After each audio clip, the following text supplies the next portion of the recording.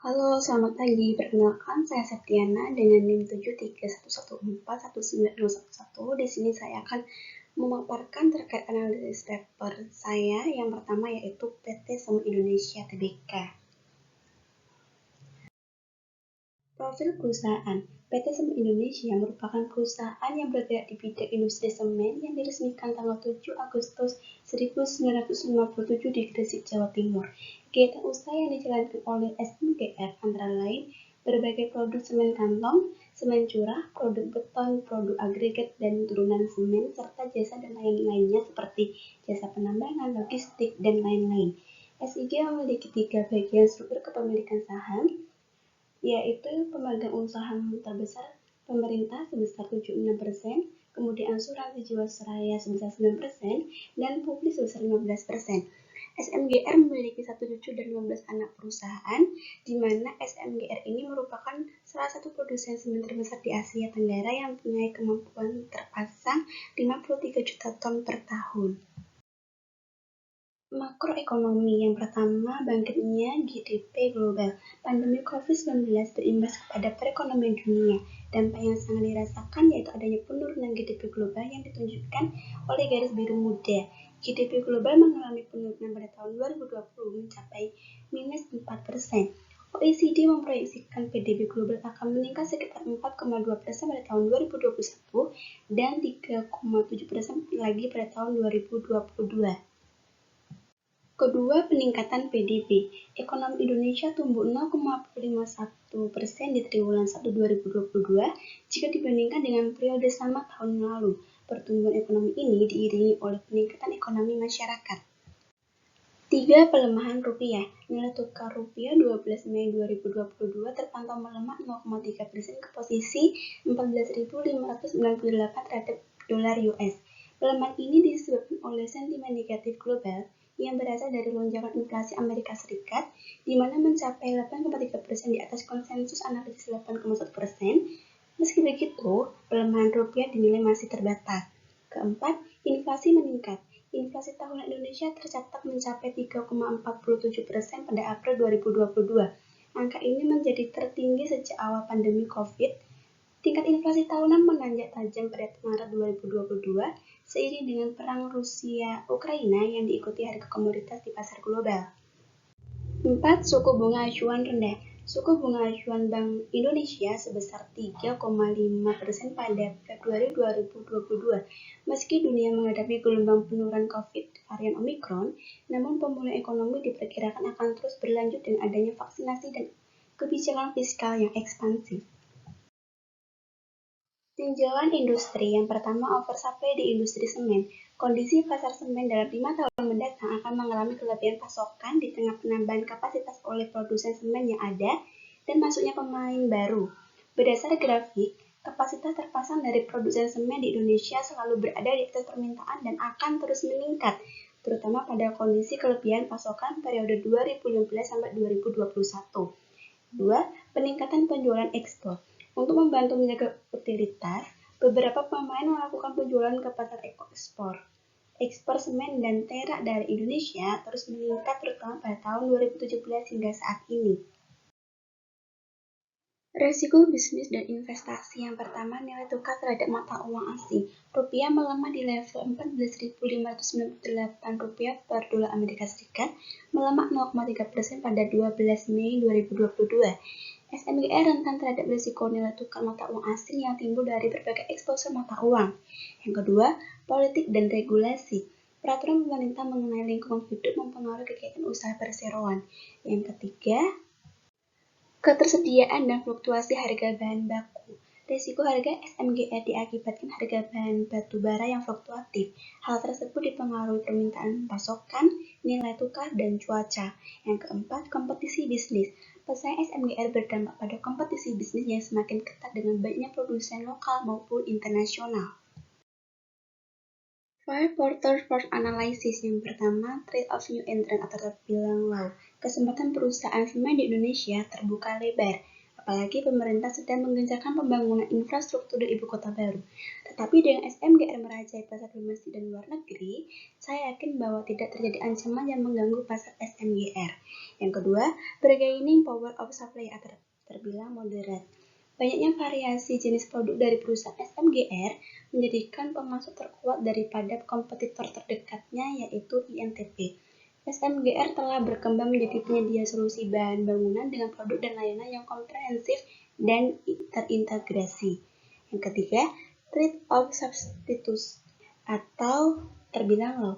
Saya meyakini bahwa tidak begitu kuat bagi pesaingnya untuk menggantikan posisi perusahaan SMGR. Dengan memiliki produk yang bermacam dan semakin gencarnya pembangunan infrastruktur, maka SMGR akan merajai pasar baik itu domestik maupun luar negeri. Keempat, rivalry among kompetitor atau terbilang moderat.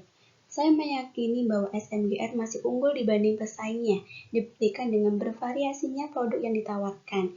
Perusahaan tidak hanya berfokus pada segmen semen, tetapi segmen non-semen yang terdiri dari penambangan batu kapur dan tanah liat, produksi kantong semen, pengembangan kawasan industri, logistik, perdagangan bahan bangunan, dan beton siap pakai.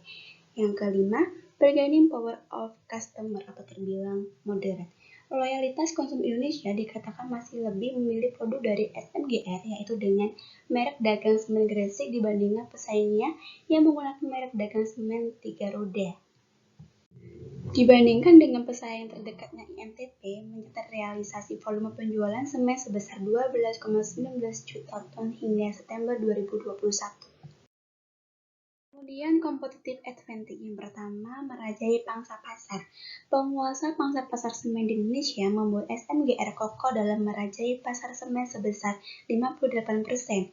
Produk SIG mempunyai permintaan terbesar dengan menguasai pasar di Sumatera, Jawa, dan Sulawesi.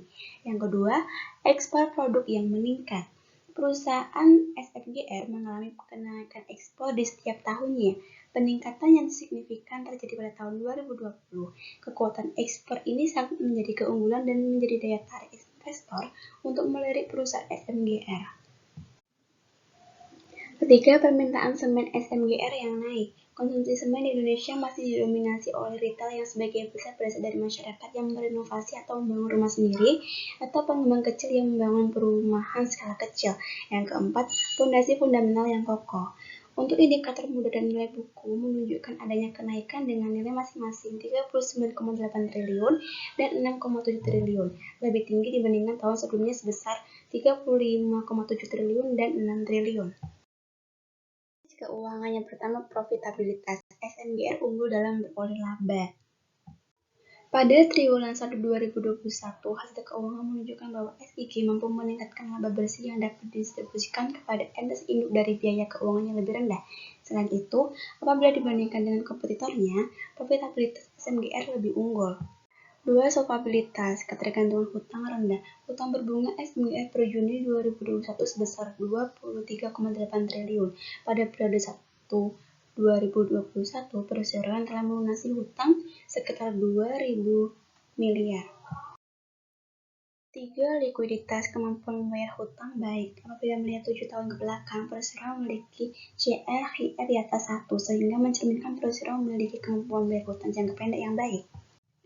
Yang keempat, rasio aktivitas perusahaan, yaitu beroperasi baik. Berdasarkan nilai yang tertera pada grafik menunjukkan adanya kenaikan, sehingga dapat disimpulkan bahwa SMGR mampu beroperasi dengan baik. Valuasi. Saya menghitung valuasi harga saham SMGR dengan menggunakan metode DCF. Dari perhitungan yang dilakukan pada 19 Mei 2022, terlihat harga wajar untuk saham SMGR adalah 11.637,33 yang mempunyai margin of safety sebesar 46,51%, sehingga apabila dibandingkan dengan harga saham saat ini sebesar 6.226, maka harga saham ini tergolong undervalue. Pada MA, kandidat telah menyentuh MA 5 dan 10, yang artinya berpeluang terjadi sinyal menuju uptrend.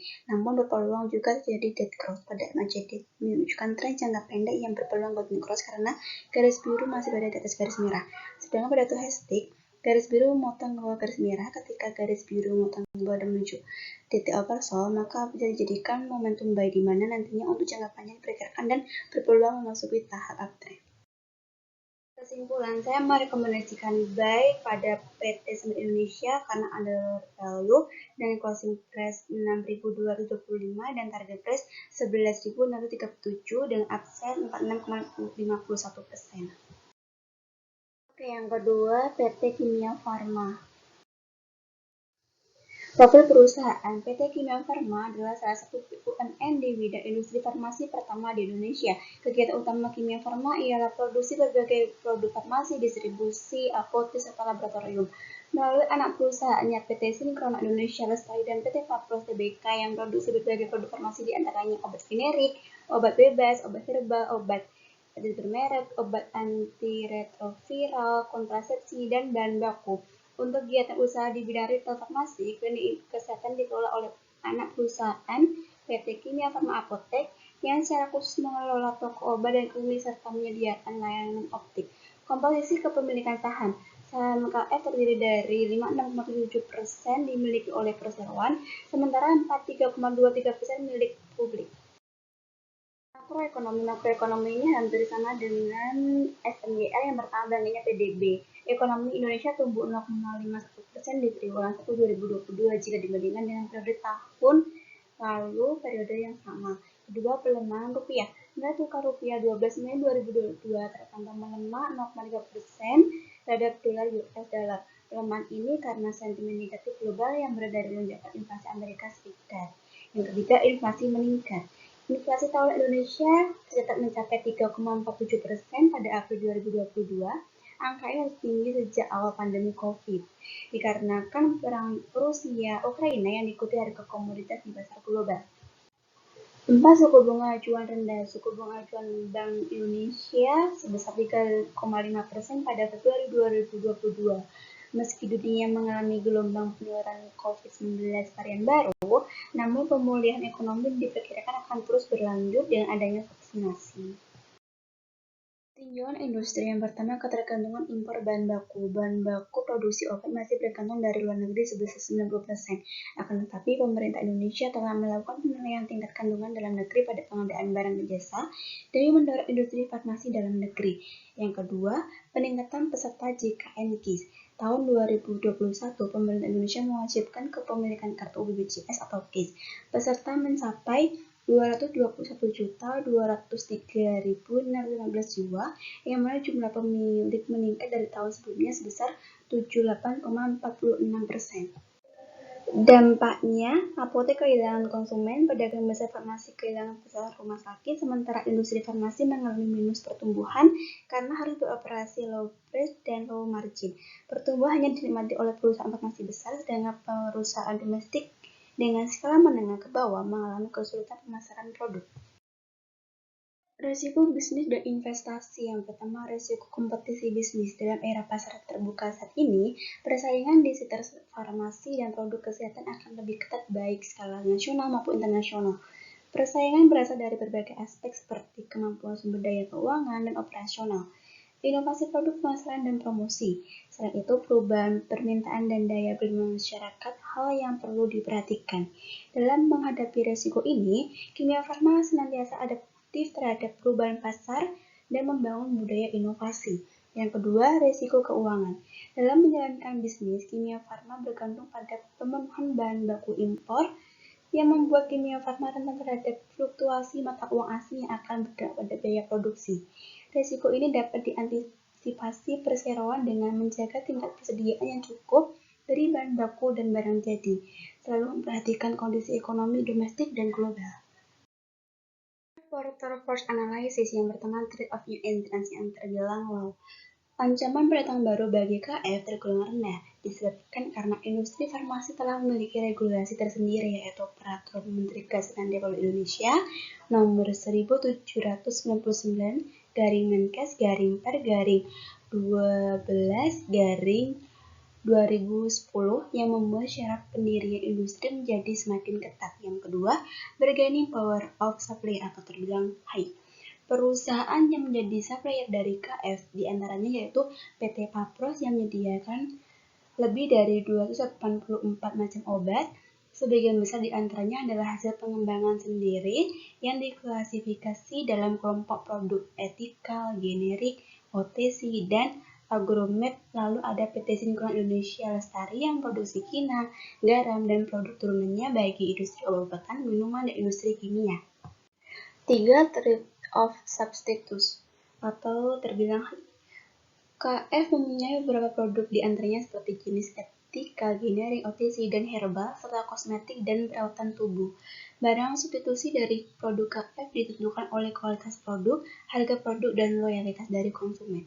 Dalam hal ini, KF berkompetisi ketat dengan para pesaingnya karena banyak produk serupa yang tersedia di pasar.